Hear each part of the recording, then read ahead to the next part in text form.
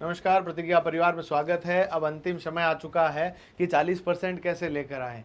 आप लोगों ने तैयारी ठीक की होगी और नहीं भी की होगी, तो अब लास्ट में यही है कि कैसे भी करके येन केन प्रकारेण 40% अपन को लेके आने हैं, ताकि आप आने वाले समय में सभी भर्ती परीक्षाओं के लिए एलिजिबल हो जाएंगे। अब देखिएगा साथियों, 40% लाने के लिए आपके पास जो सवाल रहेंगे वो टोटल 150 प्रश्न है। 150 क्वेश्चन है। अब इन 150 में से अपन का जो टारगेट है वो 60 क्वेश्चन ठीक करना है। अब आप लोग ये मानकर चलें कि आपको सबसे पहले यहाँ पर अटेम्प्ट करना है राजस्थान का जीके। राजस्थान का जीके का जो वेटेज है वो सबसे ज़्यादा रहने वाला है। आप लोग ये कोशिश करें कि पहले राजस्थान जीके को ही करें, क्योंकि आप लोग मान लीजिए कोई बच्चा मैथ्स में बहुत कमज़ोर है, इंग्लिश में कमज़ोर है, इंग्लिश और मैथ्स के सवाल ऐसे देख लिए ना उसने, तो हो सकता है थोड़े बहुत जो आ रहे हैं वो भी भूल जाएगा। इसीलिए सबसे पहले अपन को राजस्थान जीके को बढ़िया करना है, राजस्थान जीके के ऊपर फोकस करना है।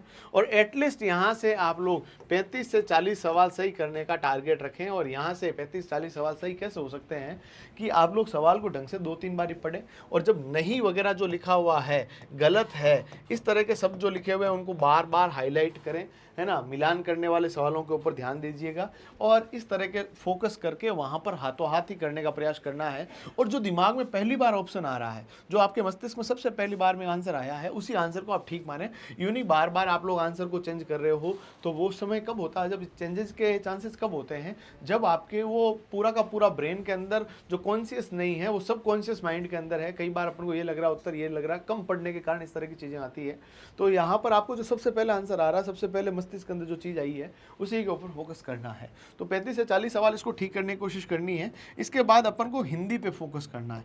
हिंदी जो विषय है, जनरली सब बच्चों को हिंदी ठीक ही लगती है, इतनी आसान लगती है, और कम से कम अपन को यहाँ से 10 सवाल इसके आने हैं।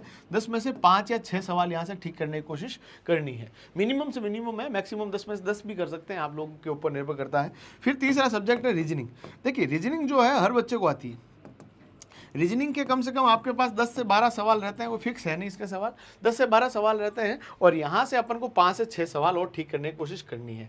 यानी यहाँ पर 40 देखें तो 50 और 50 के आसपास तो अपन पहुँच ही चुके हैं ये 3 सब्जेक्ट के ऊपर।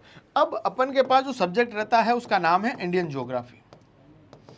इंडियन ज्योग्राफी है। इंडियन ज्योग्राफी के आपके पास लगभग 10 से 12 सवाल रहेंगे, 10 से 12 सवाल रहेंगे, और इसमें से भी 5 से 6 सवाल सही करने की कोशिश करनी है। और बिल्कुल बेसिक तरह के सवाल आते हैं, अभ्यारण्य से संबंधित हो गया, हमारी जनगणना के बारे में सवाल हो सकता है। रात को भी जनगणना आपको पढ़ के जानी है। इसके अलावा करंट अफेयर्स जो है, अभी रात को भी आपको करंट अफेयर्स थोड़ा सा फोकस करना है। करंट अफेयर एक्चुअली ऐसा सब्जेक्ट है जिसको जितना पढ़े उतना कम है। करंट अफेयर्स के लिए हमारी क्लासेस भी आप लोग ले सकते हैं। करंट अफेयर की जो चीज़ें हैं उनको थोड़ा सा आपको अच्छे से पढ़ के जाना है, और कोशिश करनी है 5 से 6 सवाल करंट अफेयर के भी ठीक कर लूँ, है ना।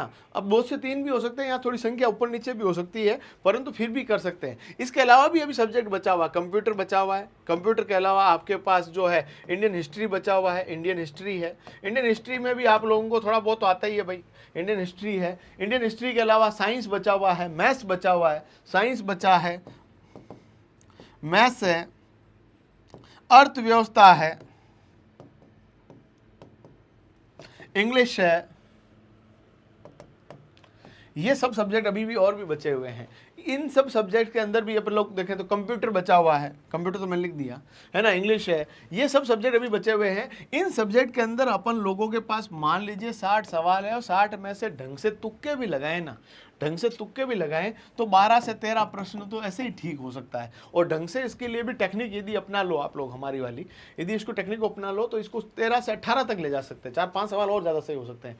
यानी यहाँ पर जो है यदि मोटा मोटी तौर पर गिने, इसको कम से कम पे गिनते हैं, 35 और 5 40 और 5 45 और 5 50 और 5 55, 55 और 12 13 और जोड़ लो, 55 और 12 13 भी गिन लो, तो कितने हो गए भाई सब, 68 के आसपास पहुंच गए। यानी अपन को 60 करना है, उससे 7-8 ऊपर नीचे हो रहा है। यानी थोड़ा बहुत भी गड़बड़ हो जाए तो भी आप लोग 60, तो आपका जो मिनिमम स्कोर है उस तक पहुंच जाओगे। नॉर्मलाइजेशन होगा, इसीलिए केवल 60 पे नहीं रहना, अपन को कम से कम 65 तक जाना है। यदि ऊपर नीचे थोड़ा बहुत नॉर्मलाइजेशन में नंबर कम भी हो जाए तो भी आपको कोई दिक्कत ना हो। कल पेपर सॉल्यूशन हम लोग करवा देंगे 22 तारीख के बाद, 23 तारीख 24 तारीख के अंदर भी जिनकी परीक्षा है वो हमारे पेपर सॉल्यूशन को बहुत सीरियसली देखें, ताकि आपको आगे जो पेपर्स होंगे उनके लिए भी एक बेहतर रणनीति, एक बेहतर अप्रोच बनाने का मौका मिल पाए। पाए, क्योंकि पेपर जो सेट होता है उसके अंदर बहुत सारी चीज़ ऐसी होती है जो एग्जामिनर है बार बार एक ही तरह के एक ही प्रकृति के प्रश्न पूछता है। तो इसीलिए आपके पास मौका है, थोड़ा ढंग से आप तैयारी कर लीजिए और बढ़िया तरीके से चीज़ों को फोकस करके करते रहिए। आप सभी को बहुत सारी शुभकामनाएं। एडमिट कार्ड लेके जाना है, अपनी एक फ़ोटो, साथ में आधार कार्ड, और अपना सेंटर पे आपको कम से कम एग्ज़ाम से 2 घंटे पहले पहुंचना है। ये सब जानकारियां हमने एक अलग से वीडियो बनाकर बताई है। आप सब बहुत अच्छे तरीके से एग्ज़ाम देकर आएंगे। आप सभी को बहुत सारी शुभकामनाएं। ईश्वर करे आप सभी अपने एग्ज़ाम के अंदर सफल हो। धन्यवाद। जय हिंद।